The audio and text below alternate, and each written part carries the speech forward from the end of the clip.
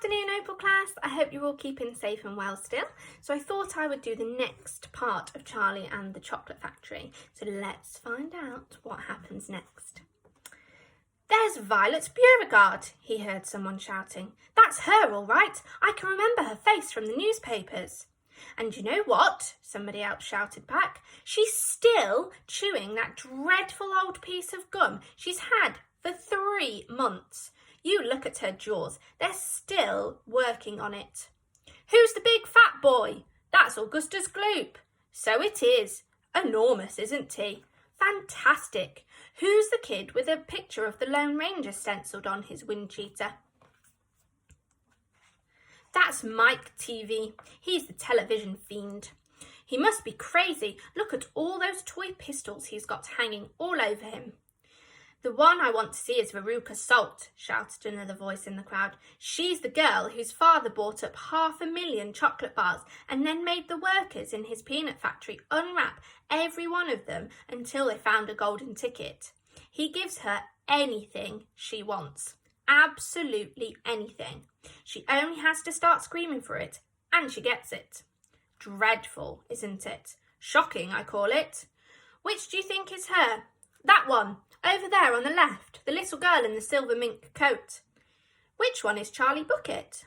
"Charlie Bucket? He must be that skinny little shrimp standing beside the old fellow who looks like a skeleton. Very close to us, just there. See him? Why hasn't he got a coat on in this cold weather? Don't ask me. Maybe he can't afford to buy one. Goodness me, he must be freezing." Charlie, standing only a few paces away from the speaker, gave Grandpa Joe's hand a squeeze, and the old man looked down at Charlie and smiled. Somewhere in the distance, a church clock began striking 10. Very slowly, with a loud creaking of rusty hinges,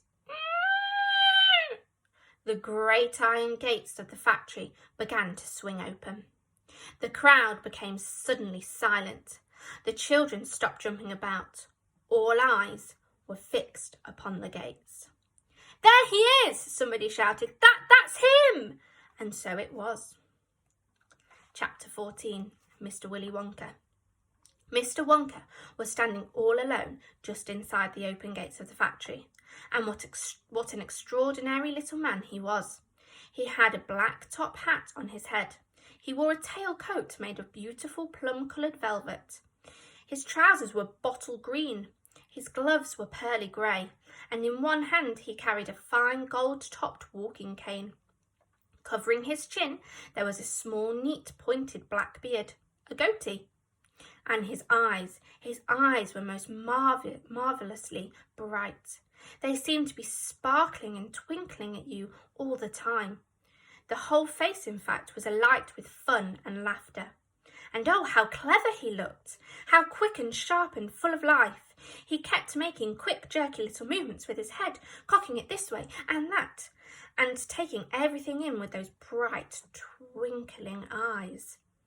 He was like a squirrel in the quickness of his movements, like a quick, clever old squirrel from the park. Suddenly he did a funny little skipping dance in the snow and spread his arms wide and smiled at the 5 children who were clustered near the gates. He called out, "Welcome, my little friends.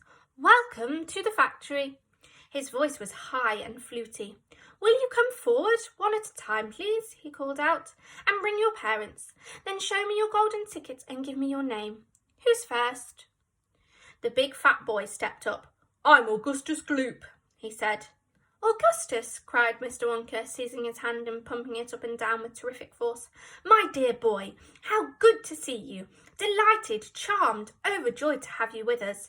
And these are your parents? How nice! Come in, come in. That's right, step through the gates." Mr. Wonka was clearly just as excited as everybody else. "My name," said the next child to go forward, "is Veruca Salt."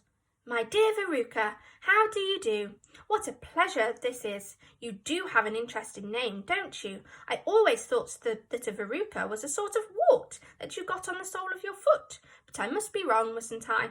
How pretty you look in that lovely mink coat. I'm so glad you could come. Dear me, this is going to be such an exciting day. I do hope you enjoy it. I'm sure you will." "I know you will. Your father? How are you, Mr. Salt and Mrs. Salt? Overjoyed to see you. Yes, the ticket is quite in order. Please go in."